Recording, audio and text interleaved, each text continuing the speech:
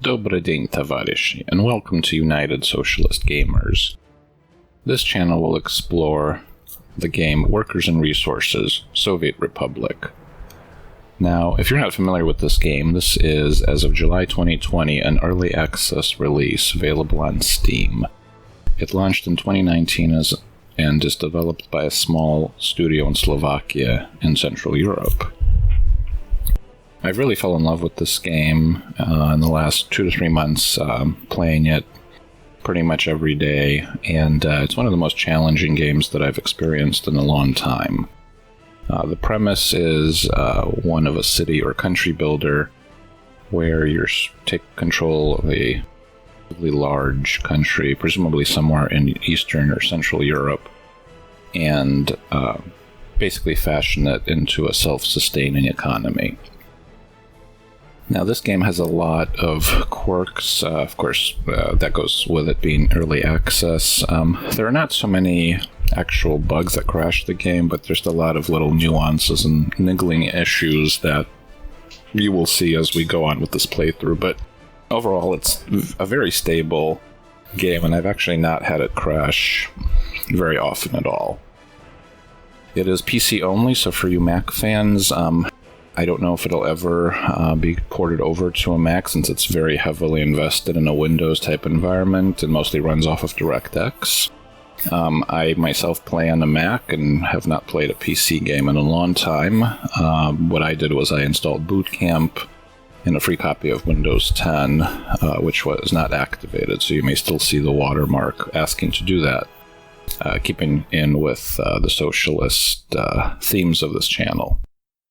The process was relatively simple, though, so if you are inclined, that's really the way to go. You can certainly set up a small partition on your hard drive and install Boot Camp for Mac. That being said, let's start our new game. So the game only ships with one real map, which is Eastern Europe, Medium Hills. This is kind of the standard map, and you can also create a random map. The main options, besides selecting the map, is whether you want a population to exist or not. So what that does, if you choose this option of a populated map, you will essentially have small towns and churches distributed throughout the map. And what that does is, when you start building your city, you can then select these populations, which are pre-existing, and move them into specific areas that you want. Versus starting a map with no people, you essentially have to import all of your workers and also wait for them to reproduce and grow up. The other big difference is one of religion. Populated maps have churches, and that's the only way to get them. As a communist country, you're not able to build a church or any type of religious institution, and your citizens start out with some needs for religion. If you don't satisfy this need or decrease it, they will basically over time become unhappy and potentially so unhappy and disloyal that they escape. So a map that has towns, if you set up a transport link from your population center to the church, you can satisfy your citizens' need for religion. Otherwise, you are not able to do so until relatively late in the game, when you're able to decrease their need for religion by other means. I did download some maps from Steam Workshop, and so that's what we'll be playing with. We'll be playing the Black Sea Coast map, and I like to do the uninhabited version, which, again, I feel like if you have a pre-populated map, it's a little bit of a give me, and so I like the challenge of importing all of my own population. Please note that this game is otherwise completely vanilla. There are no mods and no patches, or the beta option for Steam is not selected. So we've selected our map. Now we have several other parameters that we can tune. I'll go with an easy or large amount of money. Since I like the flexibility, and then since this is a playthrough, I don't want to be constricted by this. Citizen reaction will go to medium. This is basically a readout of how much unhappiness your citizens will tolerate before they try to escape. Energy management will do buildings and vehicles. This option, so if you select the building only option, you would have to provide power to all of your buildings. And so as far as I'm concerned, this is kind of the default. If you don't have to deal with power at all, I feel like that's a little bit of a cheat. So buildings only, you would need to provide power lines, and with vehicles, you also have to worry about providing them with fuel. That can actually be quite challenging, and so I do like that challenge. However, if you're just starting this game, I would probably not select that in my first playthrough. Night-day cycle, besides the obvious lighting changes and cosmetic changes such as lights coming on, this actually does have an effect on energy utilization. So in general, your citizens will use more power at night. And if you start seeing flickering lights, you basically have an indication that you don't have enough power. And that's the first place it will crop up. So it also does affect some of your citizens' behavior in terms of their day-to-day activities for looking for leisure if they're not working. Building fires, so we'll do normal. I feel like on a normal setting, your buildings catch on fire fairly frequently, so I don't even want to know what frequent is. I feel like, again, none is too much of a cheat. So you have to make sure that you have access. Well, you have to make sure you have fire departments which have equipment and are staffed with workers to put out fires. And then structures that come on fire have to have a road connection for the fire trucks to get to them. If you have a fire that's not put out, it will destroy that building as well as kill citizens, which you obviously want to avoid. Global events, these are disabled by default. The developers plan things like events that influence prices for resources that you're able to sell, as well as things like epidemics that kill citizens, but currently this is not active. Pollution I generally enable, although I am not exactly sure what the precise effect is. The descriptions talk about how if you put buildings next to factories which have a lot of pollution, your citizens will have poorer health and an early death, decreasing your population. I generally do not put a building right next to a large factory, so I would have to take their word for them, but I basically just enable this option. Start year is just what it says, so I like to start 1960, as I think that that's the more challenging game. Most of the technology in this game is chronological. That is, you have new vehicles and new trains being released with time that the game will alert you to. If you select the next option, which is vehicle availability, if we lock according to the year, that basically follows this chronology. You can theoretically have every vehicle available right away, even though you start in 1960, but I feel like, again, that's a little bit too easy. I believe that the majority, if not all, of the vehicles are available by 1980. Finally, education simulation. So this is a version of education that you need to worry about for children. And so specifically what this option, the complex option we're going to select, does is you have to provide kindergarten for small children. Otherwise, families with workers that have small children are not able to go to work. They have to stay home and take care of the kids. And so generally what this means is that a large town will need 2 to 3 kindergartens to to accept kids. Otherwise, you are not able to send out your workers to their jobs.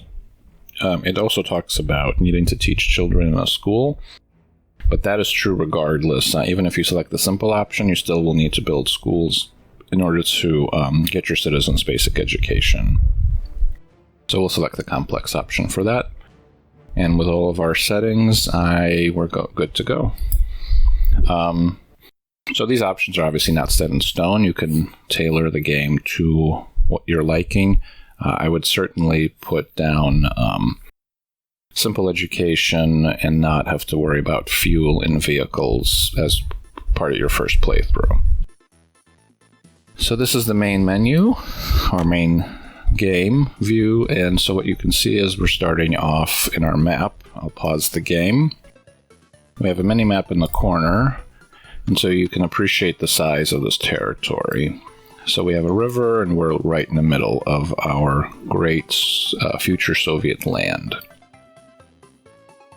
So what I can do is I can pan this camera, and you can start to appreciate just how big the map is on first glance. If you're used to playing something like Cities Skylines or SimCity, these maps are a lot bigger than any of those games.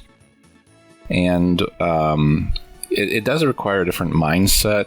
Even when I play Cities Skylines and I have mods to purchase additional territory, I always feel like I make the cities too compact. In this game, really the developers try to force you to go big. And there's multiple reasons for that, which we'll find out. But just remember that because the map is so big, you definitely want to take advantage of it. So you can see that the way it's set up is we have boundaries for your map. And if we go to this corner, you can see where our border is. And then we have two stars, a red star and a NATO-type star. And so those are different countries which are bordering our empire. The red star represents a communist or socialist country, and then the NATO star designates a Western country. If we go down this border, we will eventually come up to a border post here. And so you can see that this is a border post that has a road connection and rail connection. If we click on it, these are all the resources that we have in the game. And we can, if we build a road, we can send a truck or a train by rail loaded with these resources and sell them to this particular custom house. The prices are indicated, and it's in rubles per ton. And that is one of the main ways that you earn money in this game. You have to make something and then sell it to either a Western country or a socialist country. Now, you can see here that we have two sets of connections, and so we can either put down a road or a rail connection, as I said. However, if we keep going down, we should come across a different type of custom house over here. And so this one only has a road connection. However, it also has electricity. So this is an electrical station, and you can see that they have high voltage power lines running to it. So this country is able to sell electricity to us. And you can see if I connect my own electrical grid here, I can either import or actually sell electricity to them for rubles, since it's a Soviet country. And the maximum I can buy is 18 megawatts. The amount of electricity, the maximum amount of electricity is actually fairly decent. While it's not enough to power a large late game scenario, if you have a small town or a couple of towns, if you max this out, it generally pays or powers most of what you need. However, late in the game, if you're still not producing your own power for whatever reason, you would have to connect several nodes like this, and not just this one. So you can buy an additional 18 megawatts from either another country or even the same country, as long as they have more than one of these substations. So, that's the overview of how the borders work. In terms of the terrain, you can appreciate that there's a lot of grass and plains, and then we have these hilly areas with small mountains, and then we have trees.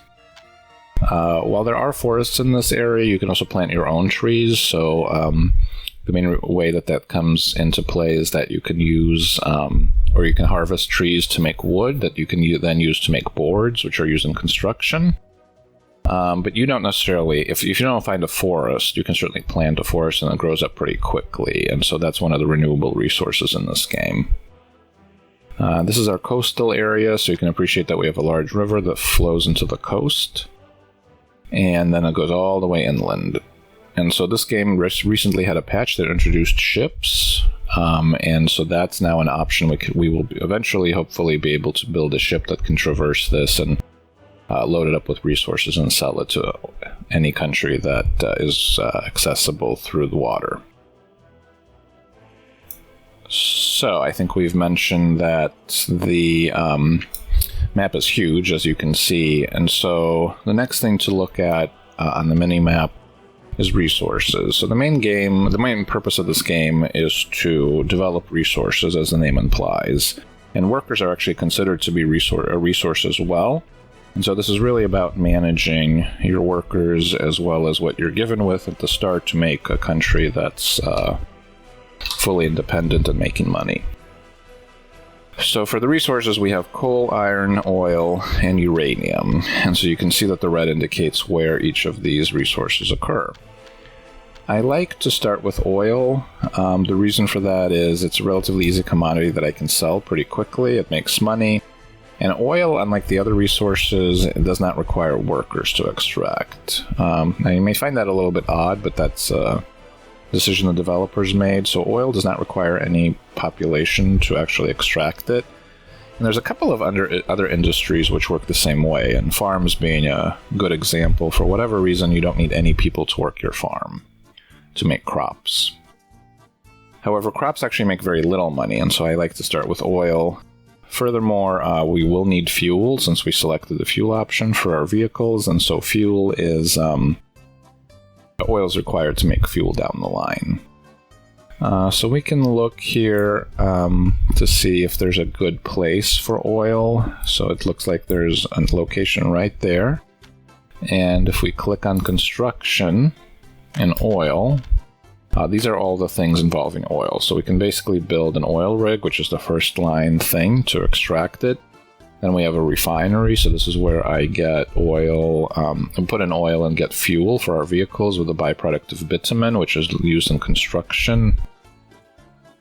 We can build a chemical plant, but we can't do this right away. This will need research, so you can see it's grayed out. Later on, we can build an asphalt plant and a plastic factory as well. We can also store our oil and then create a station to load and offload it via train. So if we select the oil rig, we will see that our cursor changes. And this indicates how much oil this oil rig can potentially produce. If I tilt the camera, hopefully you can see this better. But there's really not that much oil here. So you can see it goes from red to maybe a little bit orange right there. Usually I try to shoot for at least yellow and possibly all green pixels surrounding this. So this is not really ideal. If I pan over here, we can see we're next to a Soviet country, and we do have power, and we do have a custom house. So if I would sell this resource, if I get oil and I would sell it to these people in Grigorodita,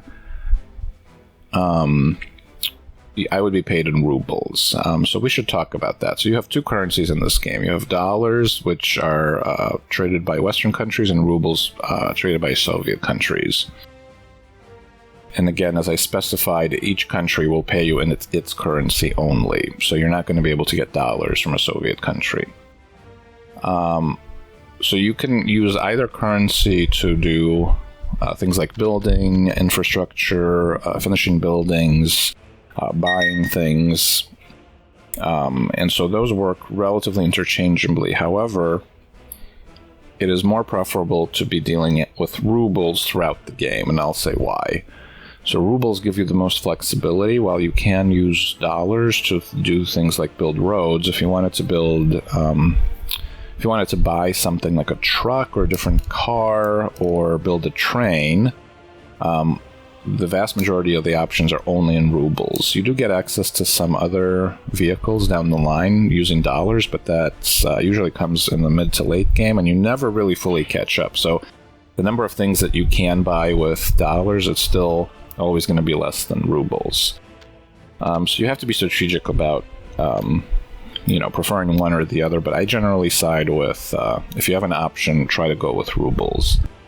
You can't exchange your currency, so you may have $10 million and only 1 million rubles, and basically, unless you export resources to sell for rubles, you're not going to get any more rubles. So you have to keep that in mind. The only other way to get currency is to borrow loans, but we'll talk about that later when we discuss the menu. So let's go on trying to figure out where to put our oil industry. So we see that there's a bunch of oil along the coast, so we can come here and then do the same thing. So we select our oil rig and see if there's any potential space to put it. So we can see that there is some potential here, but again, we have a little bit more yellow this time, so this might be a little bit more productive, but still really not great. If we look at this area, the other issue with this is you can see that this is a flat type of coast, but then we have this massive mountain in the middle. And so getting this oil transported, especially by train, will be a real headache. As you'll see, this game hates any type of elevation, and I think it tries to mimic real life. You wouldn't necessarily build a road or a railroad through a mountain. It's very cost prohibitive and just not efficient, so you would generally put your transport links around these objects, and the game really tries to mimic that. The last thing you want is to build anything in very hilly terrain. And so I think for that purpose alone, this is really not ideal. So we're not going to get a lot of oil. And then the only viable transportation I see that's not going to bankrupt us would be something going around here. But I think we can do better. You can actually terraform in this game. So if we go to the menu, you can see for infrastructure, we can raise and lower terrain as well as level it.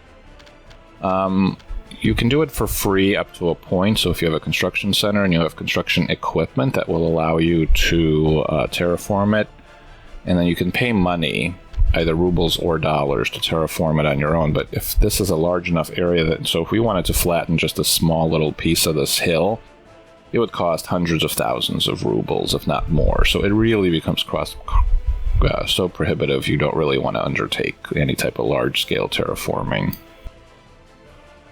So let's see. So another area is over here. So we do have some oil. However, this is a really nice flat area between two rivers. So I was hoping to situate either farms or my city here. So I don't really think that we need to take advantage of this. And plus, again, I'm not seeing any green. I'm just seeing a little bit of yellow. So this is not really that productive. So finally, I believe there was one area up here, so we can appreciate, it's a NATO country, so there is our post. It has a rail and a road connection, and we have power. And this is a nice flat area. There's not a lot of mountains. I think everything is perfect except for the fact that we can only sell things for dollars if we start out. Not the worst thing in the world, but the rubles would be preferable. So let's see how much oil we could get. So again, if I tilt the camera and I look, we can see we have borderline yellow, mostly orange. Still better than that original spot, although not by a lot. But yeah, you can see we do have some oil that we could extract from here. So it does have a nice straight plane type of environment, so we would be able to relatively easily build our transport links. So anything we want to build over in this general area. So I think I always try to go for maximum efficiency, and I'm willing to take the hit in collecting dollars versus rubles. I really think that this is probably the best we can do while starting for our oil industry. So let's start building. Before I select the road, I'll just go over the menu. So you have your main menu settings. This just controls save, load options, as well as things like sound and mouse sensitivity, so typical settings. We have resource status, so this gives you an idea of all of your resources, and you could toggle which ones you want to include, as well as their distance from you, or your current camera position. Population statistics. So this is something you'll see a lot during this game. This is basically your main menu that shows how happy or unhappy your citizens are and what their needs are. So it tells you your actual population, makeup of this in terms of workers, babies who need kindergarten, children who need school to get a basic education, as well as adults living with parents. Adults living with parents basically are individuals who need housing. So if this number gets really large, that means you're not having sufficient residential areas, and they will eventually become disgruntled. Happiness is just an overall indicator of how happy your citizens are. Satiated means, are they getting enough food? So they need both food and meat for this to be full. All your citizens have health needs, so they do need health care that's provided by a hospital. Obviously, if they have low health, not only will without that add to unhappiness, but they'll also have a lower lifespan. Government loyalty. So this is, I've been playing this game for a while, and I'm still not entirely sure all of the factors that go into government loyalty. This number generally stays in the middle. I think if citizens are very unhappy, their government loyalty goes down. And the main way I see of building it up is to build a radio or TV station to increase propaganda. I don't really have many other ideas for what increases government loyalty besides those. Again, this is something you want to look out for, since if it gets very low, you run the risk of people escaping our glorious socialist paradise. Alcohol addiction, so this number one, you want to be low. If your citizens are addicted to alcohol, that will again impact their health and lifespan. Culture, they do want culture, and so people get culture mainly through going to the cinema. That's kind of the only option at this point. You can also increase their culture somewhat by having cultural programming on TV stations and radio stations, but those two buildings are generally a mid to late game item. Your citizens also have a demand for sport, so there's two ways of fulfilling this. We have football courts and tennis courts, so they will need a combination or either one of those options. Again, you want to keep this at least moderately high, since it also goes into happiness.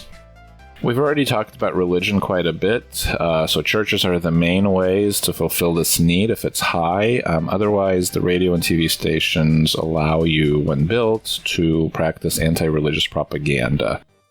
Now, that's a mechanic that works really slowly, and so that will eventually turn your population less religious, but it really takes a long time. And then clothing, this is just a metric of how accessible clothing is to your population. Finally, this is down here we have unemployed workers, their average age, average productivity, and average lifespan, so that gives you an idea of your workforce. Education is really important, so we have 3 levels of education: none, basic, and university. So no education you want to make sure is minimal in your country. Workers with no education cannot work. And this really should be made up of only your infants and children who are still going through school. If you have a sizable number of people with no education that's above these 2 numbers, that's a problem. You can import immigrants to settle in your newly built houses without an education, but they will not be able to do anything until they go to school. However, they still have all the regular needs that you have to meet, and so they will be a drag on your economy until they get an education. Basic education represents all the people who finished school. And then university education represents people who go through either a medical college or medical university, technical university, or I believe the Communist Party headquarters mechanic. So university education, there's no drawback to having a lot of people with a university education.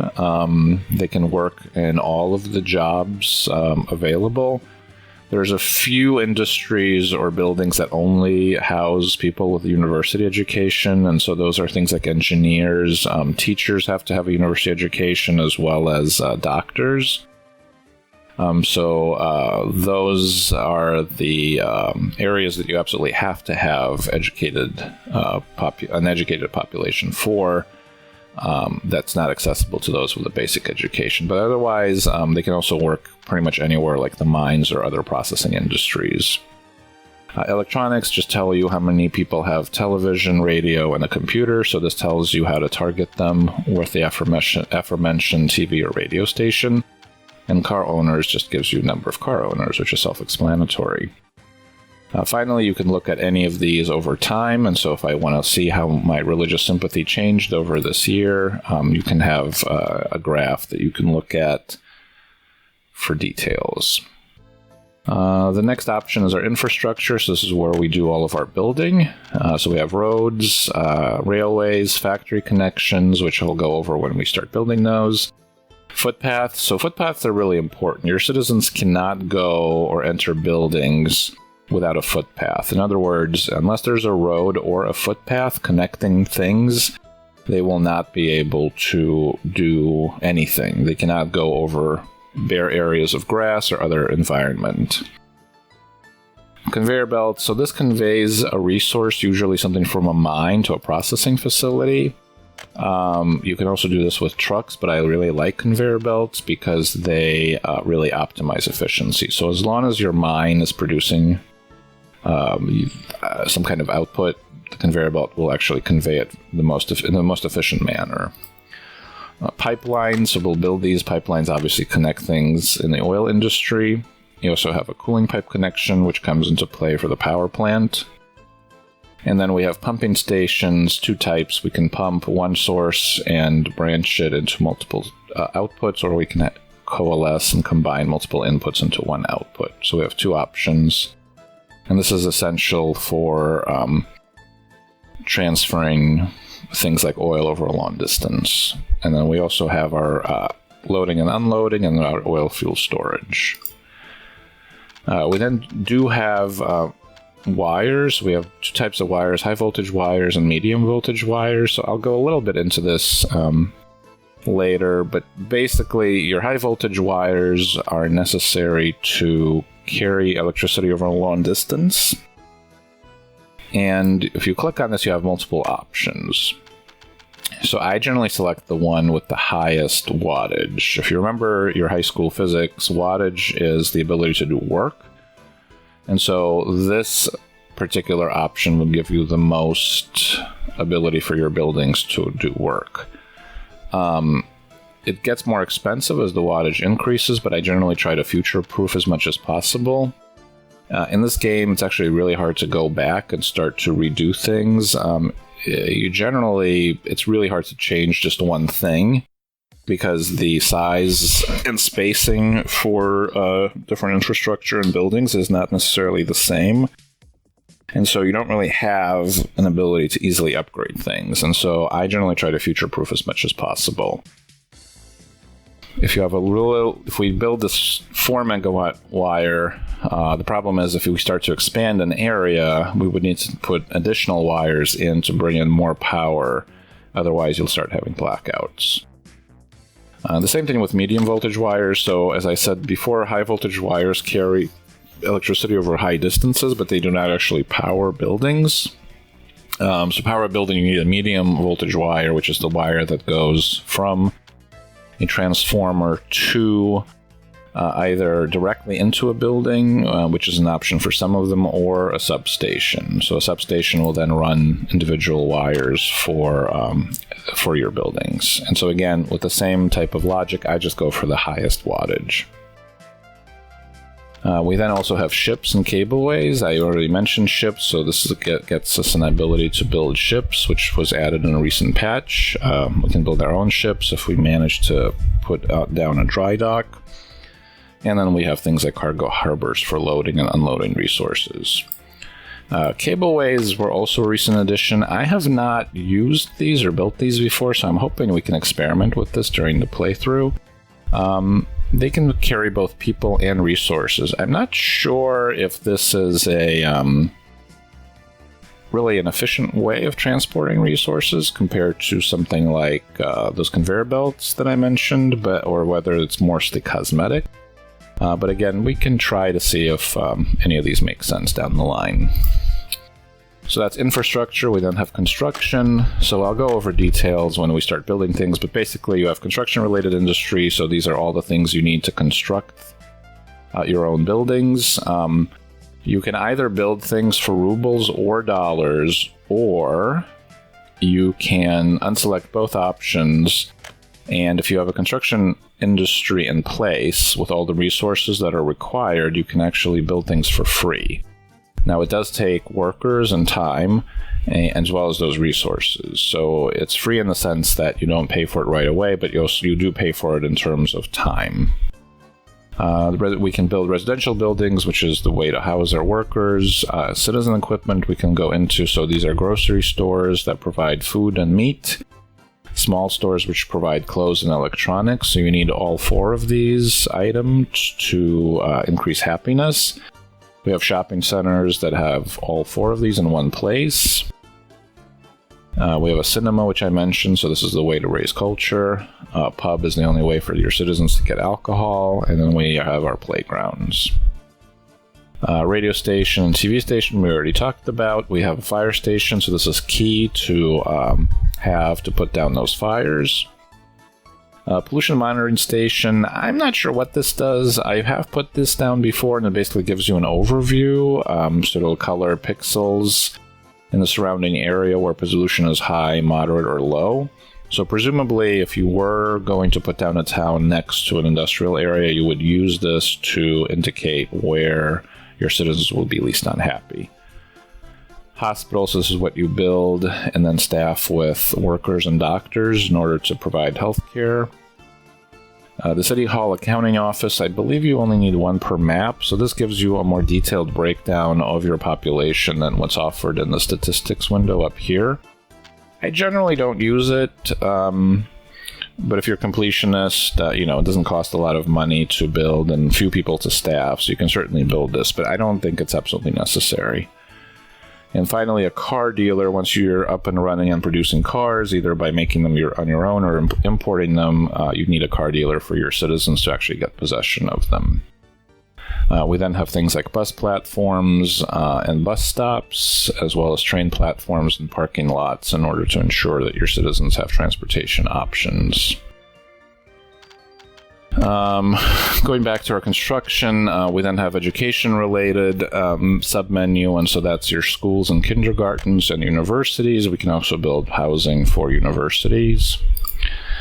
Food and crops, this is everything you need to produce food. So this is farm fields and grain storage. We can make our own food with the food factory and make our alcohol with the distillery. And then we also can raise livestock and create meat that we then store. We've already gone through this oil menu. We have other industries, including wood, clothing, and electronics, which we'll go over later. Finally, we have gravel, coal, and iron. So these are all the raw resources that we need, which are, again, mentioned in this mini-map. But these are all the resources we would need to set up a construction industry and also down the line for things like steel.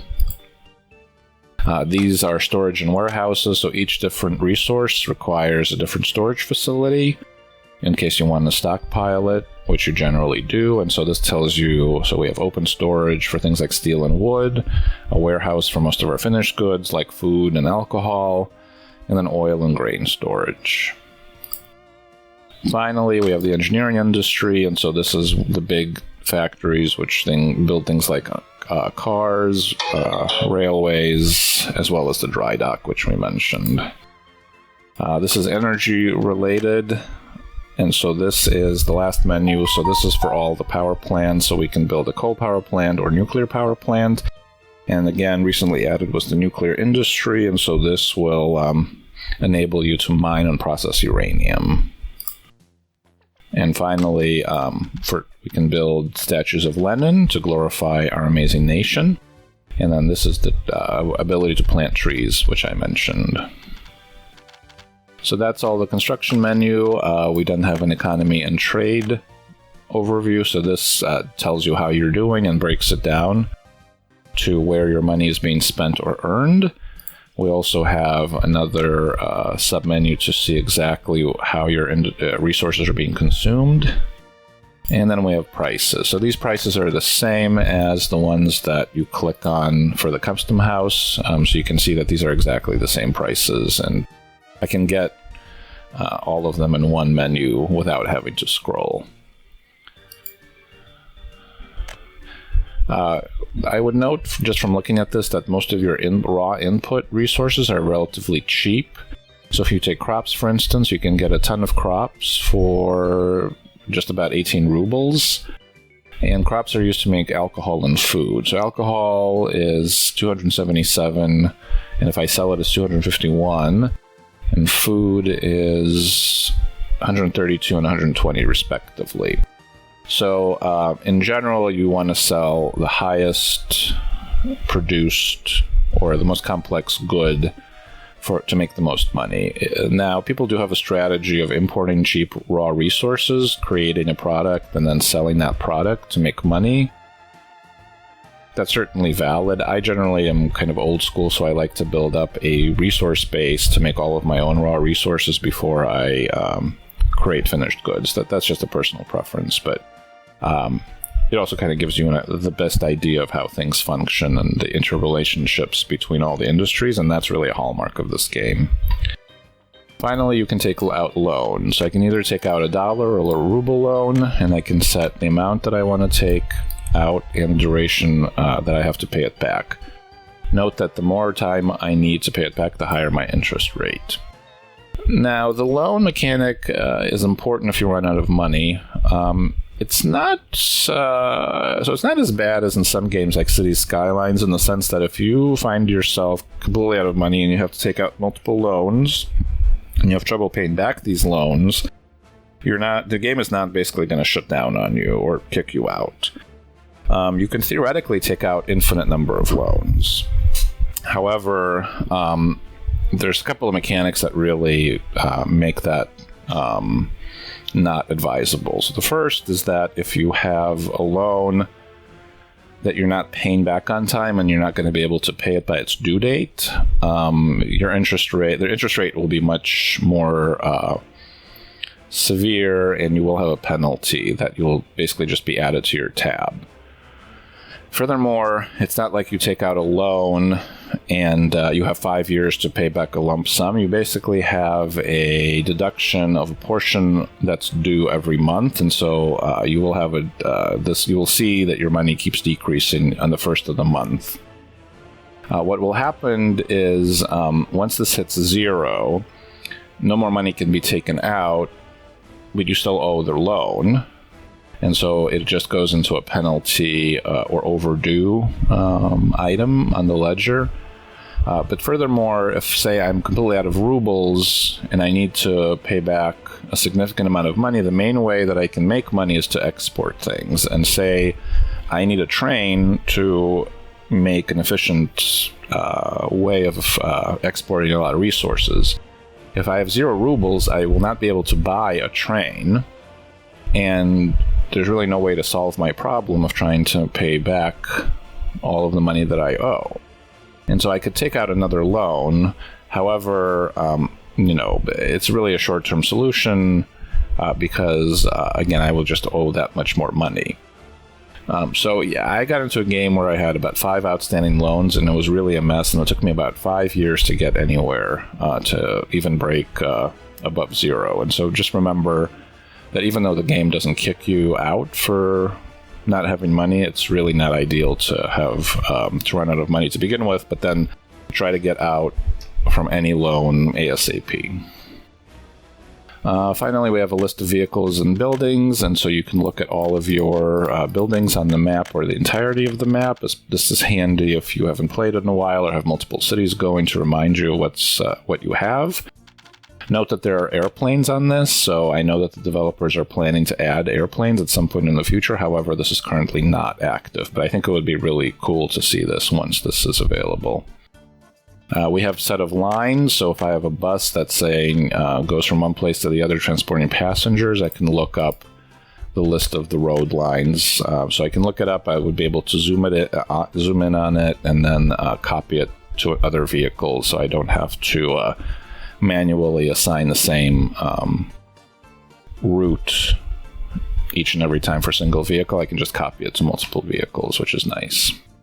And then finally, we have a short glossary that's relatively light, but it'll answer some fundamental questions.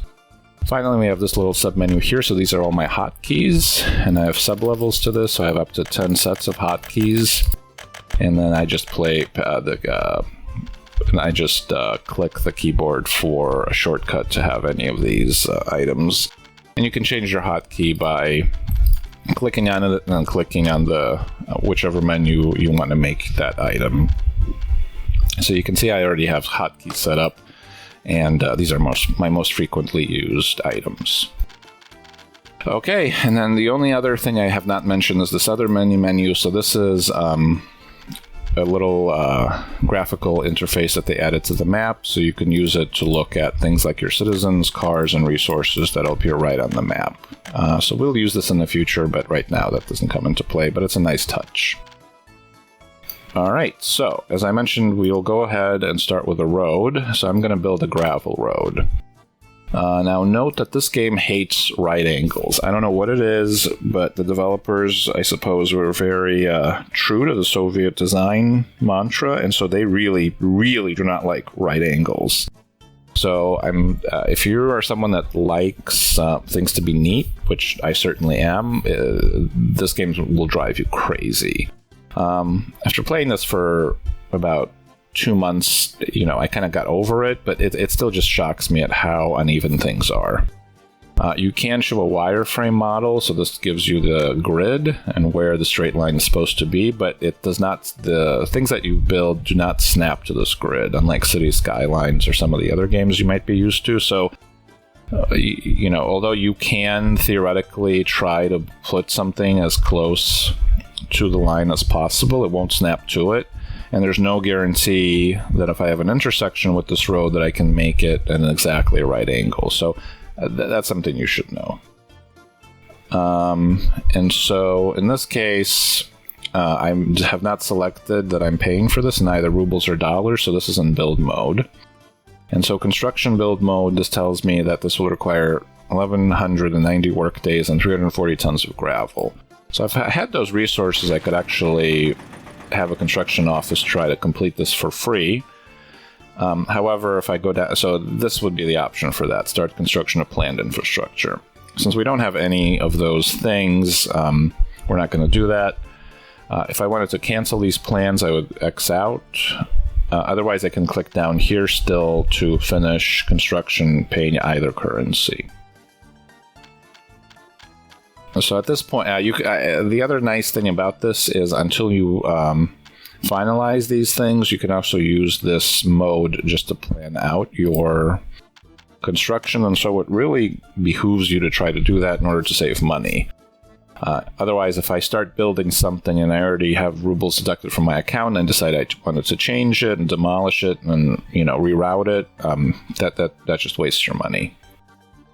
So what we'll do is we'll touch this road will be extended, so then we'll put it up to our custom house since we're going to be selling our oil. There we go, that looks good enough. And so we have a nice little road. So now we can start to place our oil pumps. So I know that one pumping station will accept up to 3 inputs. And so that's what I'm going to aim for at this point. I'm going to try to put in for 3 oil rigs. Now, if you zoom in and you look here, my oil rig has a road connection and it has a pipe out connection. So all of the buildings in this game, if they can be connected to something, they will show these connections before you build them. You cannot change these connections, so they are inflexible.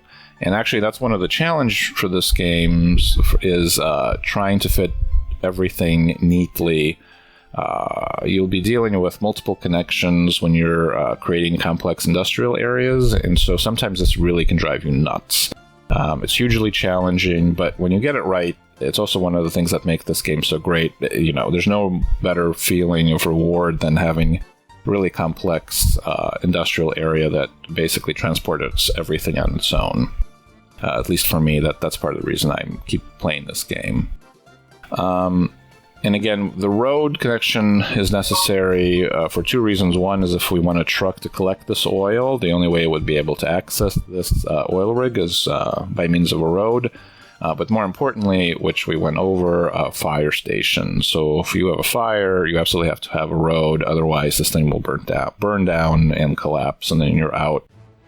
The money to rebuild it, possibly killing citizens. And if it had any type of storage, all that storage is gone too. So with that being said, I think this is a decent location for this oil rig. So let's zoom out and decide to place our second one. Again, I'm trying to look for an area that doesn't have any red.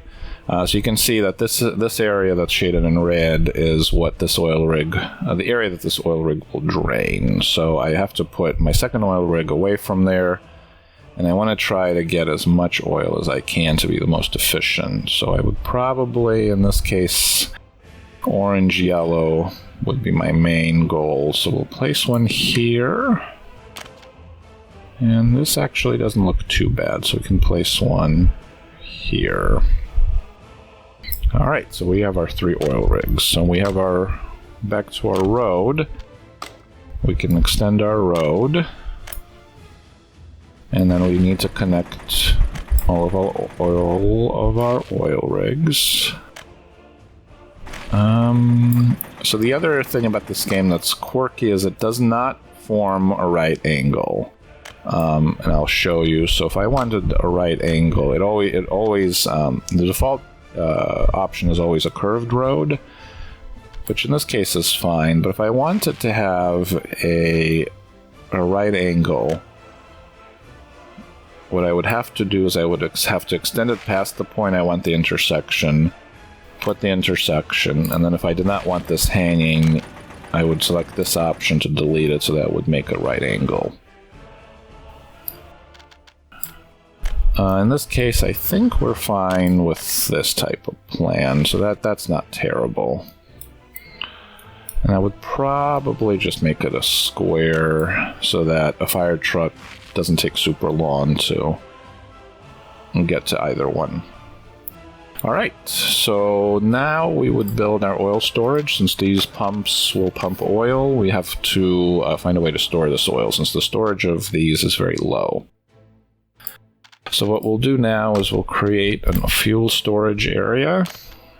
And what I'll eventually want to do is have a train that loads this oil in a large amount and then takes it to a custom house to sell it. So we'll probably have a rail line going down here. So I think if we put our oil storage down here, that would be preferable. Again, you have to look at these connections. So let me zoom in. So you can see for our oil connections, we have 2 oil connections going in and 2 going out. And again, I cannot change these. And you can see the direction of the arrow. So the 2 connections on the left are inputs, and then I have 2 outputs on the right. The one's hidden by the menu. So the way that I would do this is if I have more oil down here, I'd like to connect it up to this oil storage tanker as well. So I would have placed this with an input coming from up north. And I would like to make this as straight as possible. I'm able to rotate these by moving my mouse wheel. But as you see, it doesn't really fully line up, so nothing is straight. There's a trick that if you spin this more than once, it will be straighter, but again, you can see that it's not entirely straight, although it's a little bit of a better angle than before. So I think this would be good. And again, the right angle issue, so if I drag this to that, the default is to do a curved road, so if I want a right angle, I have to drag this beyond, and then create a connection. And even here, you can see this is not a perfect right angle. So it's still a little bit of a bend. So you can appreciate the difficulties I had with this game when I first started it. Alright, so we have our oil storage, our road network, and our 3 pipe pumps. So we'll have to put pipes now to transfer this oil to the storage tanker. So we go back into our infrastructure, pipes, pipe option. And so now we have to find a way to transfer our oil. So it looks like we have 3 inputs that we want to put down to 1 output.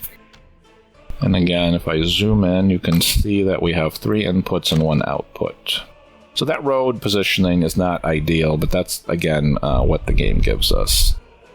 This was introduced recently, which is really nice. You basically have a guide for how your pipe will work, and if it will work. So this is really key in order to make things a little bit easier. However, the game is still incredibly finicky, which again is expected for an early access product. So these pipes can only traverse a certain distance, and so in this case you can see that if I drag it away too far, the guide disappears. So this is basically the maximum reach of my pipe without putting in another pumping station, which I do not want to do. So what we can do is we can put this pumping station down, and then see if this is sufficient to put the other connections in. So I'll start a connection here. I have a road, so what I'll have to do here is elevate this pipe so for it to go over the road, then it can go down to ground level, and perfect, that just about made it. And so again, you can see there what I did. I have an elevated pipe. Not every item in this game can be elevated, so you can build bridges, connect them to roads. You can elevate pipes, but things like factory connections and sidewalks, those footpaths, for citizens cannot be elevated. They have to be at ground level. So we have 2 connections. Now I just want to finish this one. That should be easy. So again, I'll take this out, elevate this, take it over the road, drop it down, and there. So that's complete. And now the final one, we'll start backwards. So here's our elevation, over the road, go down, and finished. So that's a nice little network. All right, and now the last thing I need to do before completing this is I need to power this. So we'll go back to our custom house, an electrical connection, infrastructure. This is the high voltage wires, so maximum wattage. And I'm going to drag this parallel to the road, and this will be our power supply. I don't like how that looks, so yeah, we'll get rid of that one.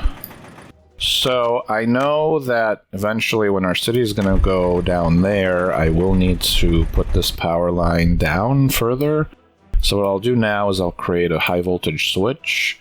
So this does exactly what it says. It creates a branch point so that I don't need to worry about this in the future. So again, future proofing. So if I put this here, I can put this down. And then in order for me to power all of these items, again, remember the high voltage lines cannot directly power something, so that has to go through a substation. And so in order for me, so the first step is for me to go from high voltage to medium voltage. So I will put down a power transformer, and you can see we have the large electricity arrow where the high voltage power line goes, and then out come multiple possible medium voltage wires. So I think this should be fine. So we'll place it here, and we'll connect up our high voltage. We still have the option of dragging a high voltage line in the future. And then we have to make sure that there's a road connection, which that looks not great, but if you do want to change the angle, you could make this come out straight and then do like that. So you do have some selection and ability to change this, but it's not ideal. But trust me, that looks about as good as it'll get in this game. So then we select our medium voltage. Our medium voltage wire, and our substation. So the substation is what actually powers all these structures. There's no if I were able to power this directly by power lines, I would actually get a little symbol just like that on a building. Which so the main buildings that can do that for is the steel mill, and I believe either the rail plant or the car plant. But most other buildings, you have to have a substation to distribute the electricity. So here's the substation. If I zoom in, you'll see it has an area where the medium voltage wire enters and a road connection. And so if I zoom out, and I want to see if one substation would work for all of these. So the answer is yes, just barely. If I placed it there, that would not be enough. So normally I do not power everything that a substation can power in a given area. In other words, I don't maximize it. And the reason for that is that the substation can be overloaded. So remember, we still have a medium wire coming in. That's the highest wattage is 2.3 megawatts. So if this supplies a large area with a bunch of factories that use more than that amount of power, you're going to start having blackouts, or the factory will keep turning on and off and not be efficient. So for this area, I know that these things use very little electricity, so this should be sufficient, but otherwise, just keep that in mind. So I think if we place this here, I can connect this with a road.